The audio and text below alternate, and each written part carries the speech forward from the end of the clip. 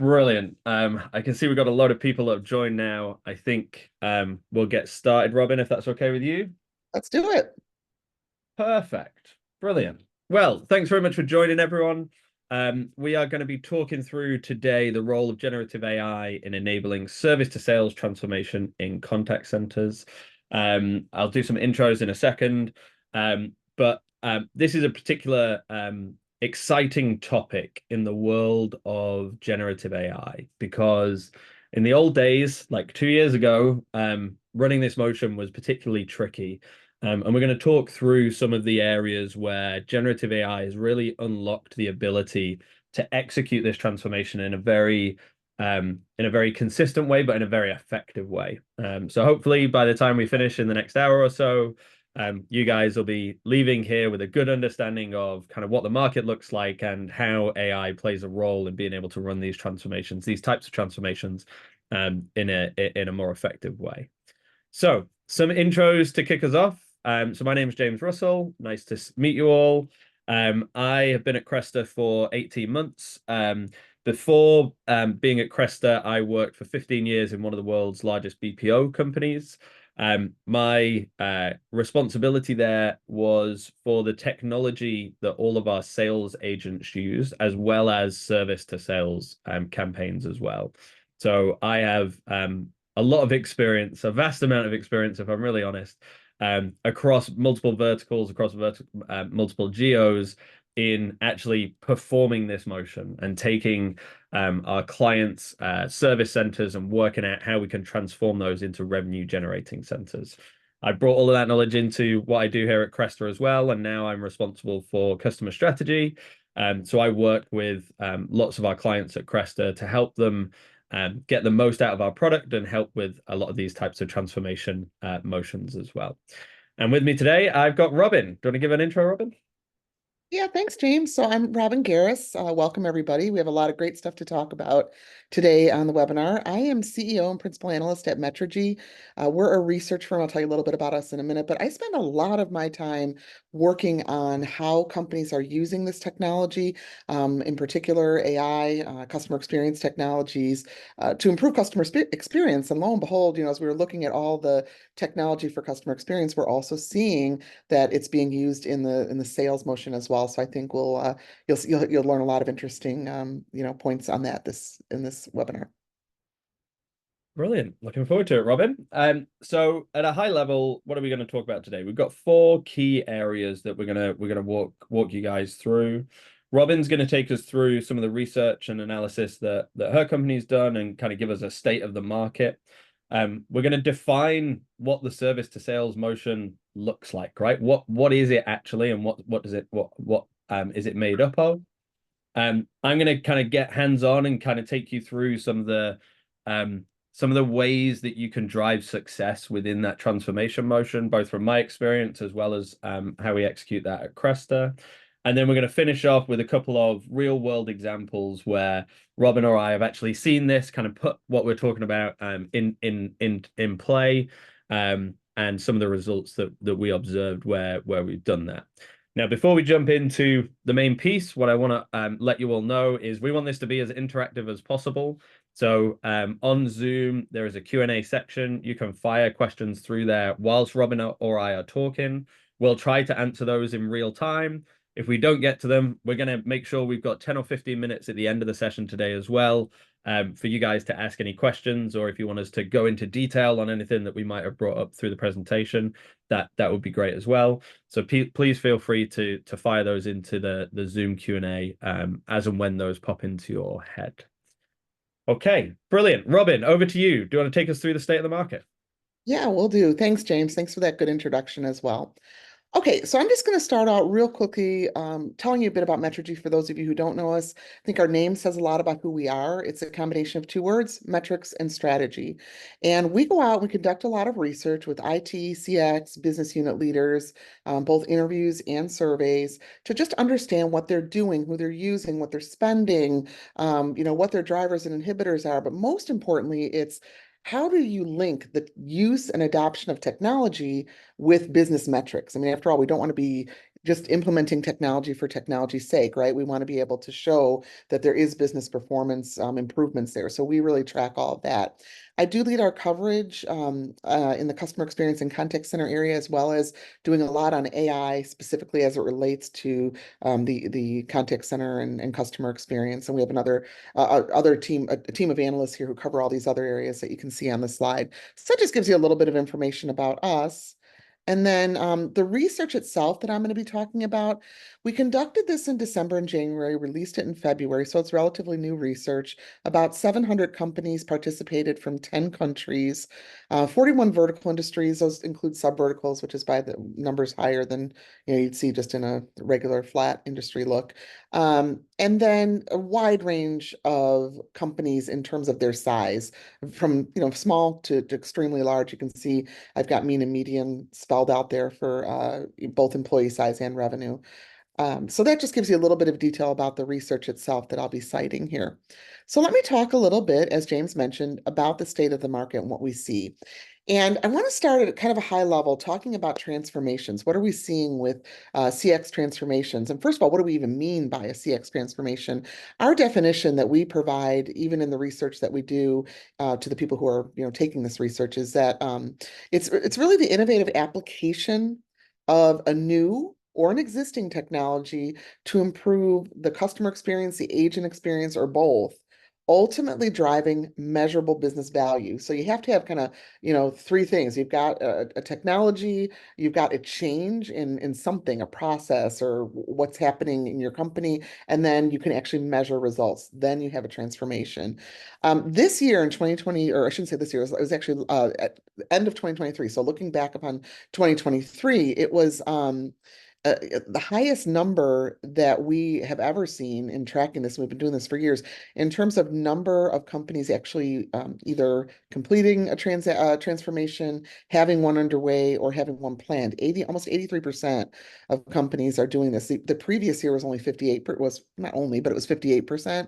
So we saw a significant improvement here, or increase, I should say, in just the number of companies that say, wow, CX is important. These transformation initiatives are pretty crucial. So I really need to be looking at this.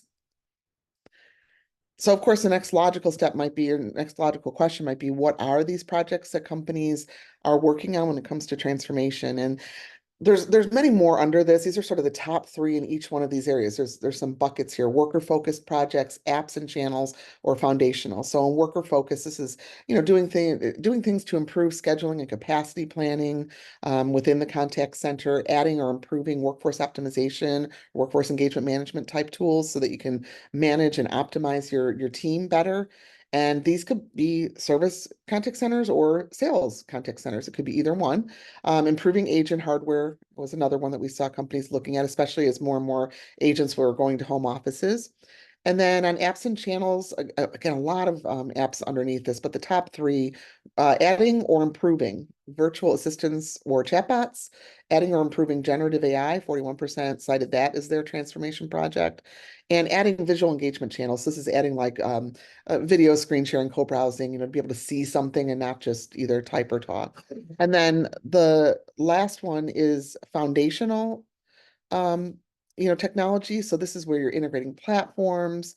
You might be adding management tools or moving functions to a carrier network. So a lot of different things happening when companies talk about transforming or having a transformation project in and of themselves.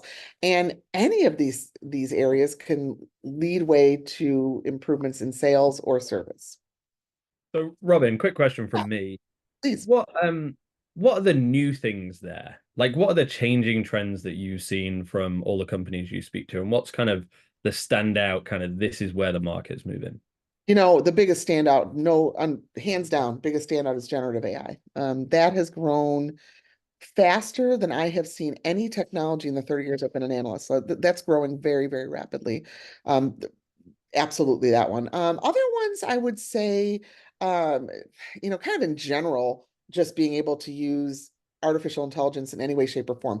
3 years ago, the vast majority of companies were saying, what we're really trying to do is improve customer experience. And if you had to pick customer experience over agent productivity or agent productivity over customer experience, The customer experience one was way higher. Now, in the last 2 years, the trending is starting to balance out more. Still, the highest number, 60 some percent, low 60% range, are still saying customer experience, but now we're up to like 40 some percent or upper 30% range saying no, it's agent experience. Why is that? Well, when we do our consumer research, we find that consumers, they're not quite as far along as the businesses or the vendors are in using AI in their interactions. They still need some time, they still need some education on AI.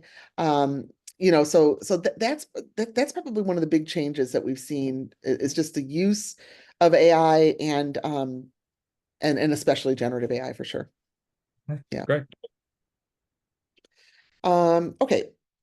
So let's look at what's happening. So where do we get to this whole sales, motion? This is just, oh, James, this is an area I'm just so passionate about because I'm looking at the data and I'm watching it change and I'm going, well, this is the big thing that people should be talking about right now. And everyone's talking about, oh gosh, large language models and what do we do with this? And how do we improve customer service? How do we make, service better? You know what? You can be using this technology to sell, to increase revenue. And I really see this as an area that's like the start of a mushroom cloud right now. It's really starting to really catch on. So why is that? Okay, so what do we see happening here? So the key benefits that we see for AI in the use of using AI in sales. First thing is just being able to monitor and share. What do I mean by that? Well, you can be using AI to help you identify trends or even levels of engagement with your customers or your prospective customers. You can look at macro issues. Let's say you're in the financial services world and you're on a call with a customer, and this customer is asking for some advice on investments to make. I might be AI might be is going to be listening to me, and I might be heading in the direction of recommending hedge funds at this point, and all of a sudden something's happening in the macro market, the macro economy, or the market really at this point that I'm not seeing because I'm focused on this customer, and AI can give me a screen pop and say, wait, don't recommend that, recommend this instead. So there's those types of things that you can see. It's like just that having this smart assistant who's listening to everything you're saying and has incredibly fast powers to bring you information that you can't multitask that much, right? So that's one thing. Making predictions is another one. So this is where you can have your sales managers more accurately predict things like revenue or shortfalls. And especially with shortfalls, like let's say it's the start of the quarter and AI is looking out at your pipeline and saying, whoa, wait a minute, things aren't looking as good as you're predicting this quarter. And here's why, maybe give me some reasons. But it also, as a sales manager, can help me to maybe hedge some of that, help me say, okay, here are some of the changes we're going to make right now at the start of the quarter to do the best we can to make our numbers this quarter. Because right now it's not looking as good as I thought it was. AI can give you that objective look, identify differences, and this is one that applies across the board. And I don't know why we're not using this in every area of a company. Everyone talks about service. Well, of course it can be used in sales really well. Frontline employees, it can be used in knowledge workers, it can be used in IT, it can be used anywhere in the company. But basically, coaching lower performing sales reps to match the best ones. And I think inherently sales managers are always doing this, but they don't have the benefit of AI listening to every single call or tracking all these data points behind every single call and being able to say, oh, well, here's your data, sales manager. Look at it. And now you can see why this agent is doing so well and why these three over here are not. And it makes those things so much clearer and easier to coach and identify those differences and get everyone up to the same speed. And then lastly, I would say, fine tuning your focus. So a lot of times anyone who's managed sales teams knows that you'll have sales team members who have happy years. They're saying, oh, these three, there's no doubt they're going to close within the next month. And these two over here, yeah, I'm not getting much out of them. AI could see something completely different because you're looking at it as a human with human nature, and you're saying, oh, I just really hit it off with this person. AI is listening to this call saying there was absolutely not one buying signal in that entire call. You guys were just getting along really well, Or on the flip side, maybe this other person you talked to, you didn't have this bond created, but this person was asking all the right questions that would indicate that they're going to be closing within 45 days or something like that. And I think this will be a debate moving forward. James, I'd love to get your thoughts on this because I think this will be a debate moving forward. Like, what's more important, the human intuition or the hard data when it comes to sales? It's a great question and an age-old debate, right? I have a pretty strong view that Yeah, it's data first, people second, right? The data should lead yeah, and inform the decision making on what you do. And that's where I think, you know, using AI to drive success in that type of motion, that's where the yeah, secret sauce comes, right? Being able to use AI to parse that data and often yeah, oodles and oodles of data, right? Like huge, huge amounts of data.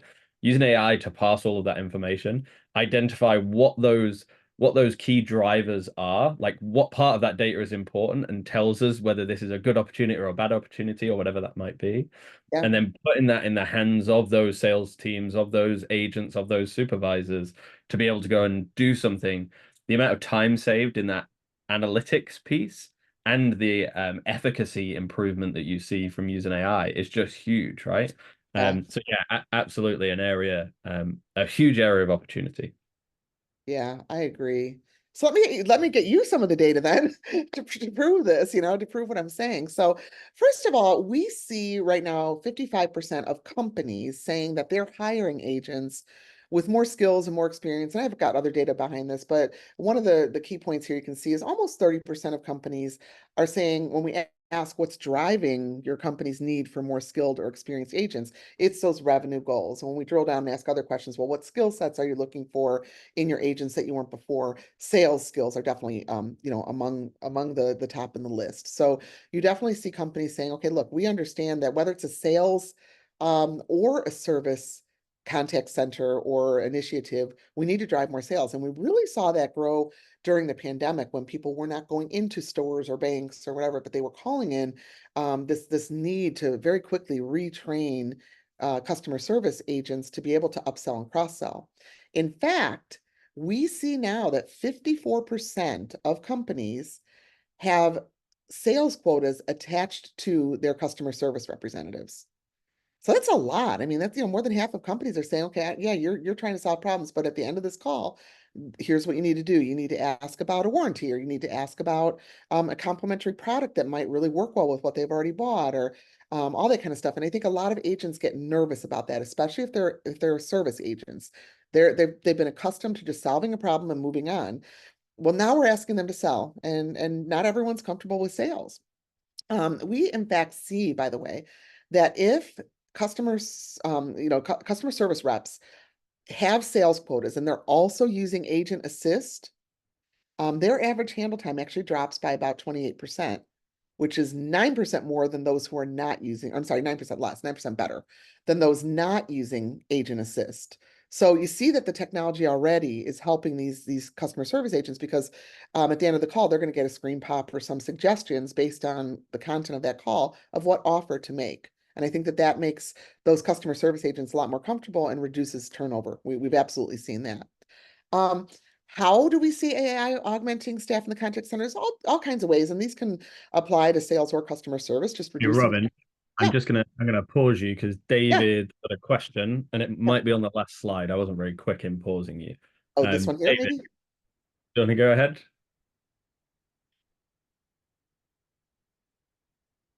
Sorry. Now try again. You can unmute now, David, and you can ask a question. I'm sorry. I must have clicked on something. I did not have a question. Thank Oh, you. no Oh, worries at all. No problem, David. No Thank you. worries. Sorry, oh, your Robin, hand. back to you. I know this happens to me sometimes, by the way. If you kind of go like this, all of a sudden, if I'm talking with my hands a lot, or if you raise your hand, you get your hand raised thing on the on the Zoom panel. All right. So anyway, let me go back to this.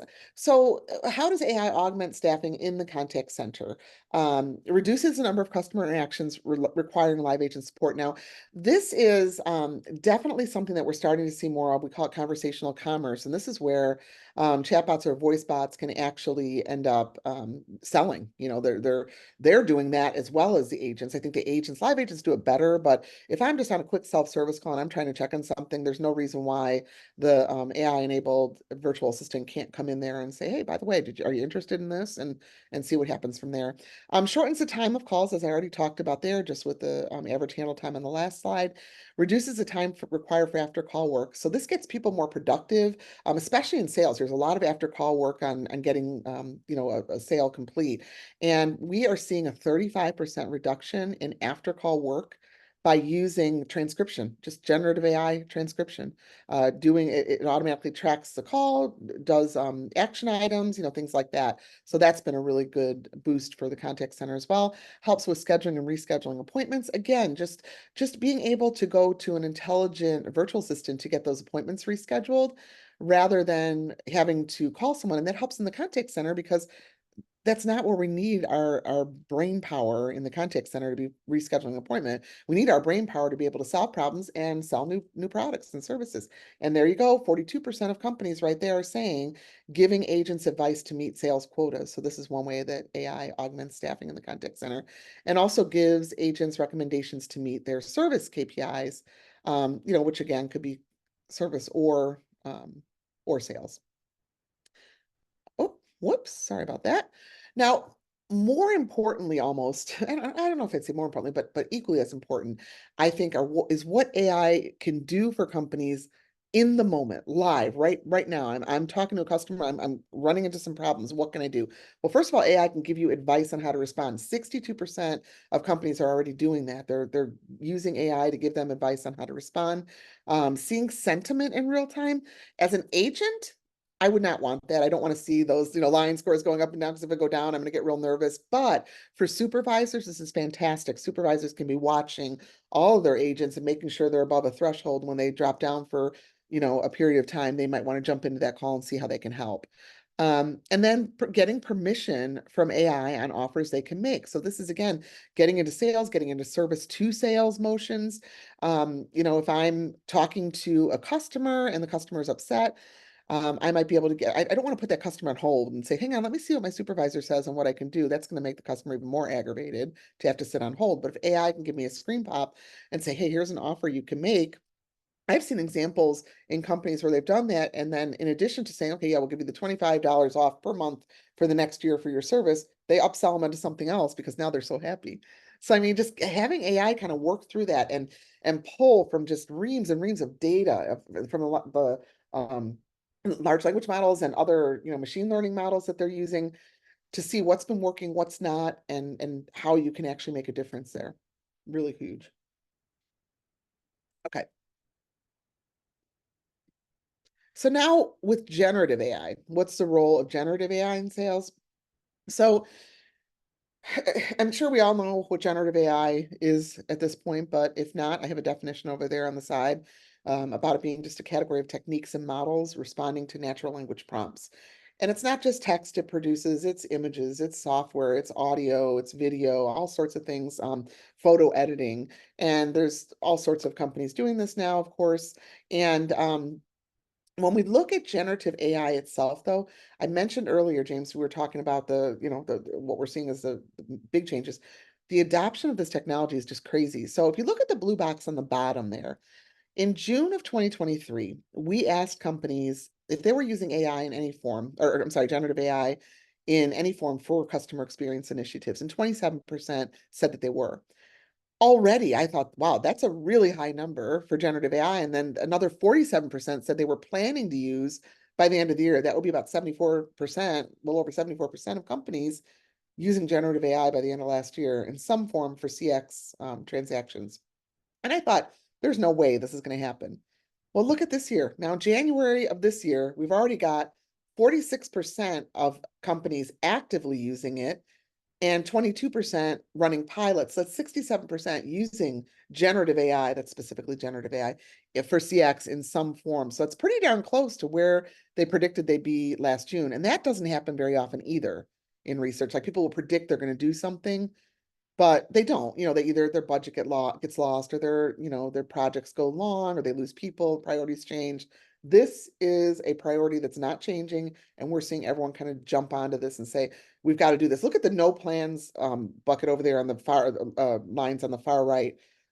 Less than 1% of companies have no plans at all to use generative AI. You do see some, you know, planning for this year, next year, evaluating, but it is really widely used.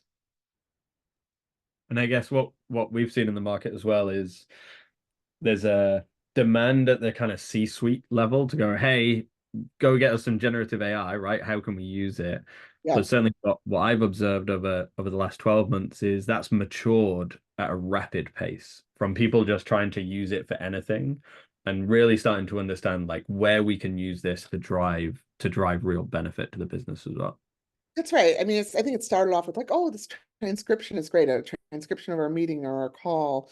And now it's getting so much more sophisticated and so rapid. Like the pace of innovation is going so fast right now. In fact, we talk to IT and CX leaders a lot about this, and they're saying we just can't keep up. We can't keep up with the pace of innovation. I asked a question about that in my last study. Already a third of companies have kind of, I'm saying throw the towel in a way that makes sense. It's not a criticism at all. It's just kind of like, we can't keep up with this. So what we're going to do is what we're good at. We're going to figure out in our company where are the problems and where are the opportunities. And the other thing we're going to do is we're going to make sure we have a really, really good technology partner, a set of technology partners that really understand the space. And we're just going to present to them, this is a problem we're trying to solve. This is the opportunity we're trying to capitalize on. You tell us what to do. What type of AI should we be using? What type of technology? And that is, I think that makes sense. That's a good partnership. Now you've got the technology providers who are living and breathing this stuff every day and understand it like the back of their hand, helping to solve those business and technology or like business problems and opportunities that they may not be living and breathing every day. But now if we can marry those two together, that's where all the good stuff happens. So That's now, when we look at generative AI, we ask them how they're applying generative AI to customer or employee interactions. You can see some of these here. We have using, testing, no plans, unsure. The little purple stars, just so you know, that's our research success group. So we ask everybody in our studies how the use of particular technologies, in this case, certain types of AI, are improving, or actually I should say just changing their business metrics. Increase, decrease, or stay flat. And then we ask them for the percentage of the change. Those who were above average are our success group, below average our non-success group. So this just shows us that our research success group, where the purple stars are and where you see those throughout the deck, those companies are doing these things that are noted here at a much higher rate than the non-success group. So they're typically leading indicators. It typically tells us these are the things that are really the success groups really got to lead on. So generating content for customers to read in self-service is the one that we see the most companies using already today, and more successful companies than non-success companies. Generating content for marketing is number two. Text to speech and speech to text conversions, and summarizing customer calls as well. So those are, kind of the top ones there. You can see coding and app dev, generating content for agents to use during conversations, and summarizing internal meetings, I think will go up quite a bit because a lot of the collaboration vendors are just including this in there now. Vertical specific functions, I just love this one. I see it a lot in healthcare. Um, I like this example. It's close to home. My daughter's a veterinarian, and she would spend so much time at the end of every day just backfilling all her notes, because it's busy clinic, you have to go from one patient to the next, and you don't have time to put as much in your notes as you'd like to while you're in the exam room. She now carries a little device in her pocket that follows her around every visit, wirelessly, just listens to everything using generative AI, puts it into the patient's record, and at the end of the day, she goes and looks at that record and can backfill. It's saving her 2 hours a day, and it costs $125 a month. That's a pretty good ROI, right? And I've heard of other doctors doing the same thing. So that's a great area, I think, where we're seeing a lot of good use. When it comes to value, we did ask a question around value, like how valuable is generative AI? So don't take this as using generative AI today. It's not saying they're using it. It's saying it's extremely valuable in blue, somewhat valuable in green, and not valuable in orange. And you can see all sorts of ways people see value, but the ones I've highlighted here, just real-time recommendations for salespeople. More than half of companies said that. Almost half of companies said they're generating sales proposals, and we'll talk a little bit more about that later in the case studies. But you can see all the different ways. And the top one actually kind of surprised me, because we hear so much about CX, but that one's really about just being able to use generative to manage and administer apps and services and devices that you're using to interact with your customers. So that just being able to use natural language prompts and drill into databases to get in, or drill into LLMs really to get root cause analysis to predict if something could happen in the future based on network conditions and things like that. But the other thing that I think we see a lot of in CX right now is the use of agent assist or copilot. And there are many keys to success there. I think, the marriage of generative AI to agent assist and copilot has been incredibly helpful and useful to companies. Right now, we see a lot of investments in this whole area, as I mentioned before. By the way, I think it's upwards of 80% of companies are planning to increase their spending in AI this year, next year, and the year after. So the spending is crazy. A couple of the areas that we see a lot of spending increases on are triage bots that route calls, an agent assist or copilot. We see large numbers of companies increasing spending in those areas. So just to validate that this is something companies are doing. How can Copilot guide CX? Well, several different ways, as you can see here. Advising, just getting advice from AI on how to respond to a customer and what should we be doing next? What should I be selling next? 57% say they just do their customer sentiment in real time, like we talked about. 56% use generative AI in particular to get context to personalize their interactions. So um, just being able to know what that customer has done in the past, what are the likely actions that customer will take in the future, and so on. 55% are using transcription to reduce their after-call work, like I already mentioned, 35% reduction in after-call work. And 49% are using like a Copilot agent assist capability to get the offers to keep their unhappy customers staying with them and not leaving. So these are all, things by percentage of company that they're doing, to help guide CX. Now, when we get specific to agent assist, we ask them how they're applying or plan to apply agent assist. 58% say that they're using it to provide just the next best action recommendation, no matter what the call is. It could be service, it could be sales. Providing context about a customer or a topic as well. So it's not just using context to personalize, it's also using the context to talk about a topic that might be related. And this also helps with upsell and cross-sell if you know more about the context and what this customer would do or what the topic is that they want to talk about. It really helps you to, kind of customize your upsell cross-sell recommendation. Transcribing again shows up here. We've got 55% saying that that's how they're doing specifically agent assist, and then helping agents upsell and cross-sell. So 51% of companies say that they're already using this technology to help agents upsell and cross-sell. And over on the right where that little star is, something I like to point out is this is a big success correlation. So you can see that the success group cited that they're using this technology to help agents upsell and cross-sell by 60%. 60% of them are using the technology this way versus only 50% of the non-success group. That's a big gap in research terms. So again, just another leading indicator that this technology is going to be incredibly useful and already is in the sales motion. Another area that we see as an issue is knowing why your customers engage with you or even prospective customers. Right now, only about a third, so that green slice of the pie, know why all their customers engage with them. They can pull up a report and say, okay, here's why. 43%, they know why most of their customers engage, but not all. 17.5% only know why some engage, and the rest only know why very few engage. This whole pie chart should be green. Everybody should know why all of their customers engage. And the problem is they don't have the reporting, they don't have the tools, they don't have the capability to track this or classify this. This is a perfect use case for generative AI. So we asked them to what extent they agree with the statements that you see here. AI will help our company understand why people interact with them, so we can provide them appropriately, get them routed to the fastest resolution. You can see almost 48% strongly agree with that, 46% agree with it, very few are neutral or disagree. AI will highlight our company's at-risk customers so we can reach out to prevent them from leaving. And this is somewhat of a sales motion as well, just being able to say, okay, wait a minute, we've got a problem here with the customer, and we may not have, heard it or noticed it, or they may be doing something different now in their utilization trends of our product. that we wouldn't have otherwise noticed, but AI picked up on it and is now highlighting this to us so we can reach out and figure out what's going on here, keep this customer, upsell this customer, figure out what's going on. And I think those are really important ways to use AI. And this to me is one of the most important things we're seeing. This is getting to the success.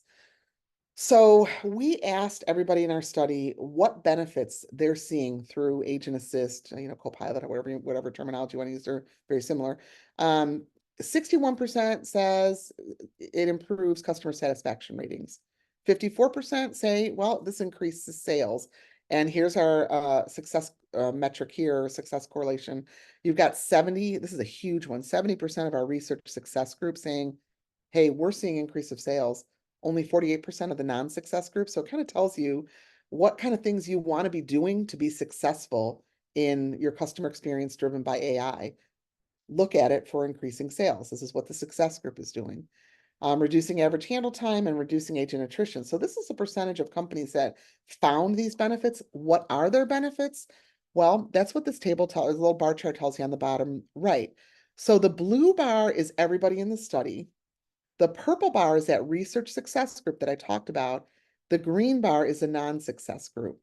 So you can see that even just looking at all, in the blue bars, 39% improvement in CSAT, 36% improvement in sales. Those two, I think, go hand in hand. When you start seeing CSAT go up, you start seeing sales go up because your existing customers are buying more, and they're also referring and giving you good recommendations and good reviews, and you're getting more customers that way. And then you've got other operational savings like reducing average handle time and reducing agent attrition, as well. But you can see our research success group significantly higher than the others.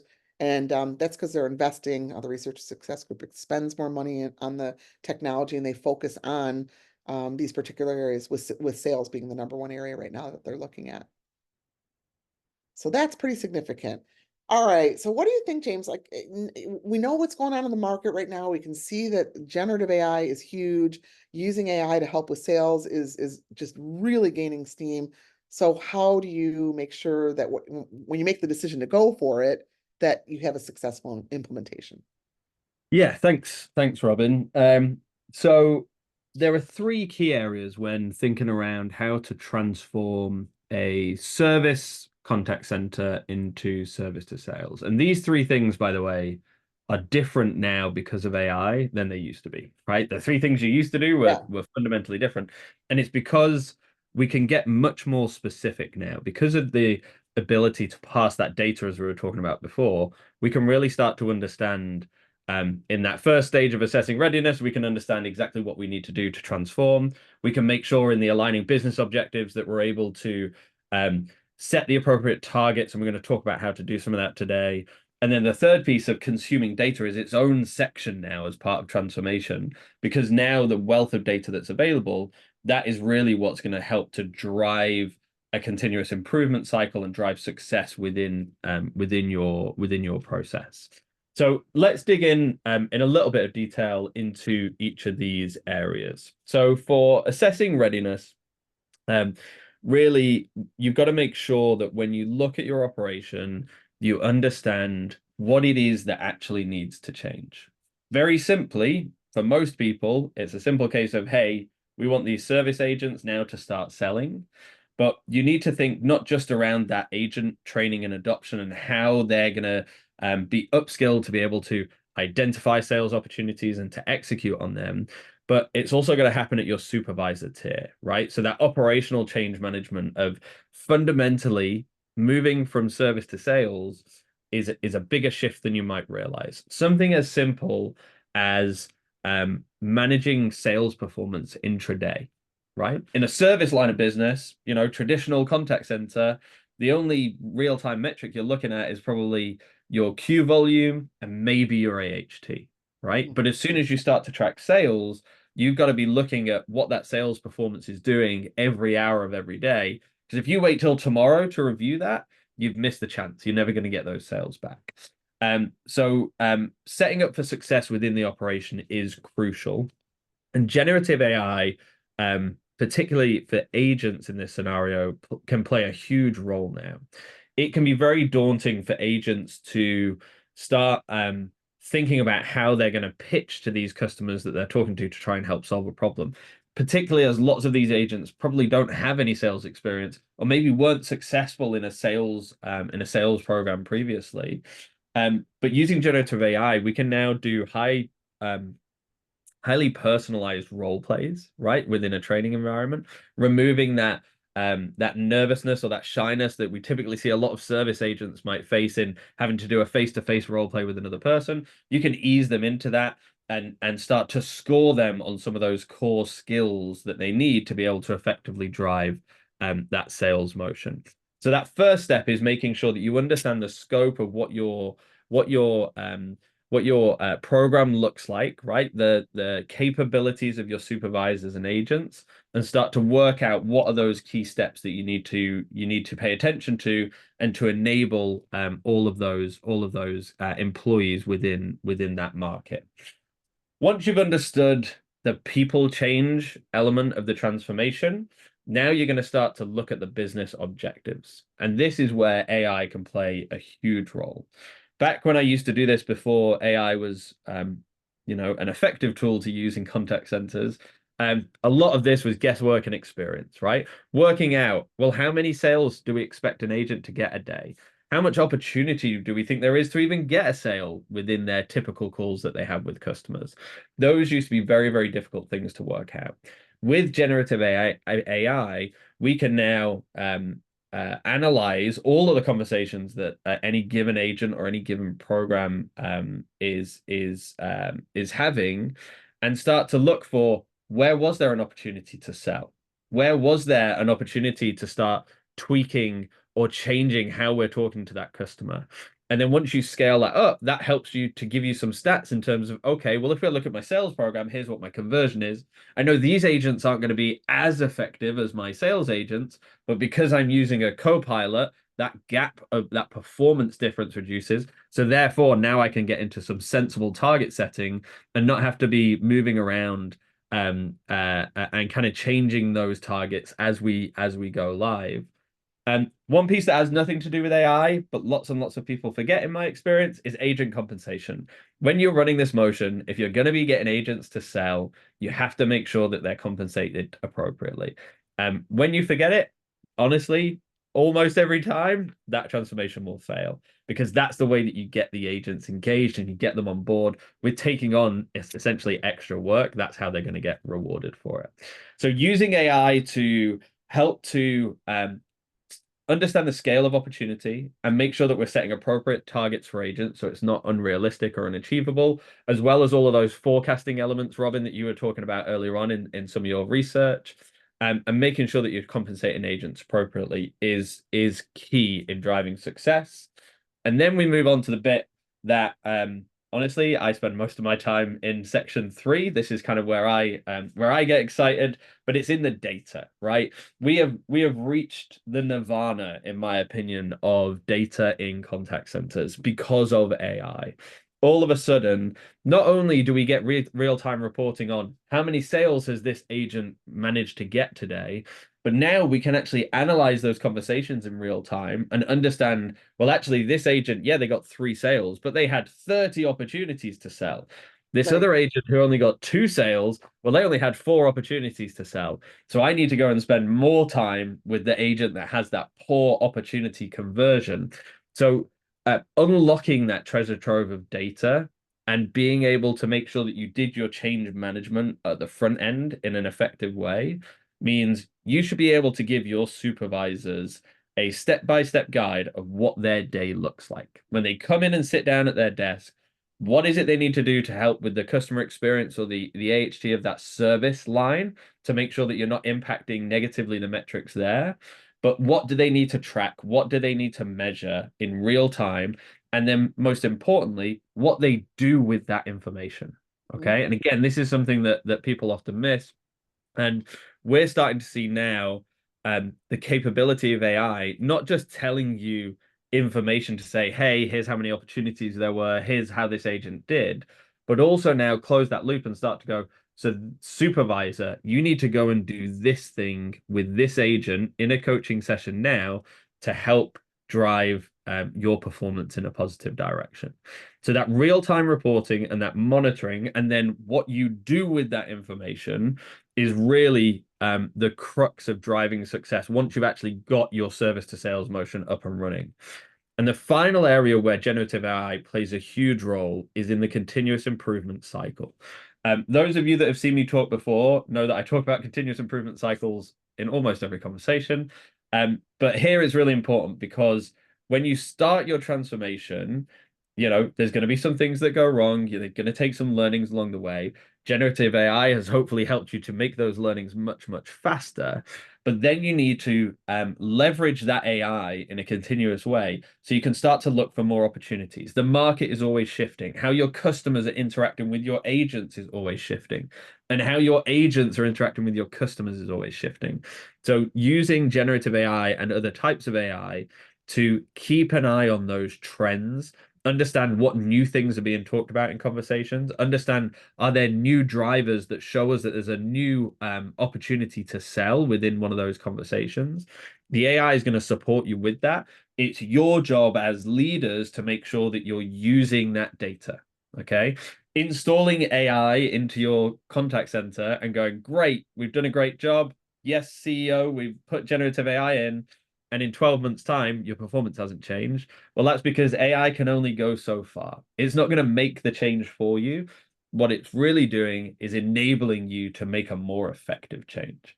And really, if I recap those three things, that's kind of the point of certainly our view when it comes to transforming your service center into a sales center, or a sales through service center, using AI to help you assess the readiness, right? To help you understand exactly what you need to do in that transformation, understanding what the opportunity is and setting appropriate targets. And then finally, having that data available, but then consuming that in a way that actually drives success within your operation. And in summary, those are the kind of three key goals and key steps that we think you need to follow in order to drive this transformation successfully. And being really candid about it, if you miss one of those things, any one of those things that you miss, that can be a significant contributing factor to not having success with that motion, right? Either from an agent experience perspective, from a supervisor perspective, or from a business perspective, you just don't see the results you expect. But if you follow that process and that guide, you should be able to deliver a decent ROI from the investment in AI, on top of then the benefit that you see turning that cost center into a sales center. And then continuing with that data, continuing to measure your success so you can keep getting more budget, and that's the easiest way to get more, is to show that you've been successful already. Yeah. 100%. Perfect. Okay, so I'm going to very quickly, I'm going to do 30 seconds on some of these real world examples, and then we've got some questions in the chat already. So we'll run through those to close out the call. This slide is talking about a customer of Cresta's who actually ran this motion. Okay, they used the Cresta technology to be able to fundamentally improve their sales performance from their service agents. So they were already running sales through service, but they used Cresta to help really drive improvement in that particular area. I'll just focus in on the stats on the right-hand side. 10 to 20% rise in retention, 20 to 30% increase in revenue, and a 10 to 15% increase in conversion. Those feel like very, very, very big numbers, okay? But when you're using AI to find those opportunities, to help coach agents to take advantage of those opportunities, you can achieve those types of results in a very, very short space of time, right? This isn't a 2-year project that you need to run here. This is 6 months to help drive that kind of success. And Robin, I think you've got a good real world example as well before we go to questions. Yep. Yeah. So one of the companies we work with is a global engineering firm, and they launched a trial of generative AI pretty early on, so early last year. And all they were doing was having their inside sales teams use a generative AI prompt to create proposal starting points, basically. So instead of starting with a template, they would say, okay, they put in all their prompts and they get a starting point. The proposals were actually about 80% there, and when they compared it to how long it would take starting with a template, versus something from generative AI, it was saving their reps, their sales reps, about 60% of the time that it would take to start with the template. So I thought that was a pretty significant one. And in terms of time savings, staffing, you can get to more in a shorter period of time. You know, time closes deals, so the quicker you can get somebody a proposal, the better. Brilliant. Thanks, Robin. Okay, fantastic. So we've got some questions in the chat. I'm conscious of time, so I'm going to rattle through pretty quickly here. Let's start here. So what do you think is most important to look for in tech that's going to help to enable this? Okay, great question. For me, there's probably 2 or 3 main things that you've got to be able to do. You've got to be able to have technology and AI that can identify those sales opportunities. So understanding and interpreting and understanding the context of the conversation to be able to tell you whether there was a sales opportunity or not. And the second piece is really in how it tracks agents and what they do on calls. There is a big difference between AI that can tell you, did the agent do this thing? And then a different type of AI that's able to tell you, should the agent have done this thing? And then did they do that thing? Okay. That difference might sound nuanced, but being able to see where the agent should have done something and they didn't, that's how you can identify what you need to coach that agent on, what and where their opportunity is. If you're only tracking what the agent or what the customer said, you're only doing 30% of what you need to help drive success. Robin, would you add anything to that? Yeah, I think you're spot on with that. The only thing I would add to that would be like having some sort of a voice of the customer program and being able to get the customer feedback loop in there so that, you know, and that could all be automated. That could all be using AI to just kind of determine what is or is not working with the customer. Perfect. Yeah, great point, Robin. Next question. What metrics do you suggest as the most important to keep an eye on when implementing and driving this? If we had more time, I would go into a 15-minute monologue here about good AHT versus bad AHT. What I will say is that most people think they want to look at AHT because it's care or service, and so AHT is the important thing. Generally, you want your AHT to go up in this scenario. You want to make sure it doesn't go up too much. So again, the AI, generative AI specifically, enables you to have visibility into where's it good to spend time and maybe improve AHT and where's it bad. So AHT, yes, is a metric, but be careful. Secondly, conversion is the main metric you want to look at, right? Yes, sales per hour is great. And different kind of metrics looking at that effectiveness. Yes, revenue is important, but in the first part of your transformation, it's a volume play. The more that agents are talking about it, the more that you'll sell. And when you look at that conversion of opportunity to sale, that's where you can identify which agents can improve and be able to run that rapid improvement that I was talking about. Robin, anything to add there? I agree with the revenue. Also, CSAT, I think, is an important metric. And I would say, like with Agent Assist, when we look at that, it's more comparing doing that sales motion with Agent Assist or without. I agree with you that the number for Agent Assist goes up. I'm sorry, not Agent Assist, average handle time. Sorry. Average handle time goes up when you're trying to sell more because you have more time on the phone you need to sell. But if you're using with or without AI, I think when you have AI in there, it does what we've seen anyway, make it go a little bit quicker because you're getting right to the point. AI is helping you to make the right sales pitch. Brilliant. Yeah, great point, Robin. Okay, we've got 2 other questions, so I'm going to try and get these answered before we close. So people are using Copilot. Do you have an overlay on SMB versus enterprise sales? I'll give my view on this. Robin, you might have maybe some stats to back this up. Typically speaking, SMB is going to leverage Copilot in a much more comprehensive way. You've got a more standardized sales process that's kind of repeatable, and that means that the AI can listen to that interaction and make some recommendations in real time. For enterprise, because generally you'll be running kind of a custom sales process, and I'm talking very generally here, typically enterprise customers are going to get more value out of, or enterprise sales customers, sorry, will get more value out of post-call AI tools. So summaries of that conversation, capturing what actions were talked about on the call, picking up on key points or key questions from the customer as part of those interactions and sales processes. That's kind of my view on that. Robin, would you have anything to add there in the difference between SMB and enterprise? Yeah, I completely agree with that. The one in terms of adoption itself, it's actually the mid-market that's adopting it a little bit more quickly than either the SMB or the enterprise. And how do we define that? 250 to 2,500 employees. That group tends to adopt a little quicker because they see it as as technology that can level set the playing field between their larger competitors and them. Okay, great. And last question, very quickly. So do you have, this was from Sanjeev, do you have any analysis on the percentage increase in cost and approximate ROI that companies are looking at who have already deployed Gen AI solutions for Agent Assist or in the process of deploying one? Have you got any stats on that, Robin, in terms of ROI specifically?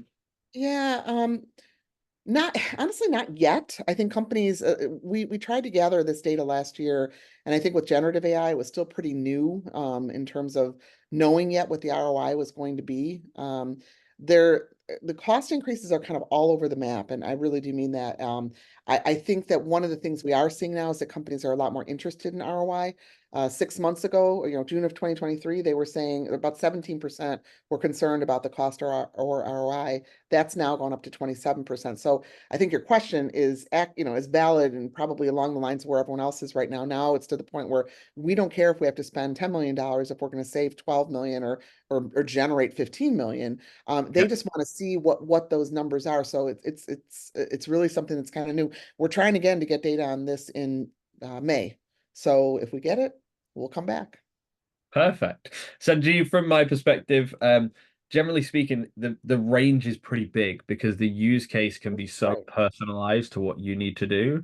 And that's what kind of an AI allows you to do, right? So, yeah, maybe something we pick up at another time, Sanjeev, Yep. and we could maybe talk about your use case specifically. Okay, we're at time.